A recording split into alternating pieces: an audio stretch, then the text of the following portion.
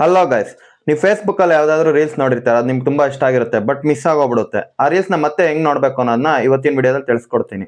ನಮ್ಮ ಪೇಜ್ ನ ಫಾಲೋ ಮಾಡ್ಕೊಂಡು ಈ ವಿಡಿಯೋನ ಸೇವ್ ಮಾಡ್ಕೊಳ್ಳಿ. ಗಾಯ್ಸ್, ಫಸ್ಟ್ ಇಲ್ಲಿ ಫೇಸ್ಬುಕ್ ಪ್ರೊಫೈಲ್ ಇದೆಯಲ್ಲ, ಆ ಪ್ರೊಫೈಲ್ ಮೇಲೆ ಕ್ಲಿಕ್ ಮಾಡಿ. ಅದಾದ್ಮೇಲೆ ಇಲ್ಲಿ ಮೇಲ್ಗಡೆ ಲೆಫ್ಟ್ ಸೈಡ್ ಅಲ್ಲಿ ಟಾಪ್ ಅಲ್ಲಿ 3 ಲೈನ್ಸ್ ಇದೆಯಲ್ಲ, 3 ಲೈನ್ಸ್ ಮೇಲೆ ಕ್ಲಿಕ್ ಮಾಡಿ.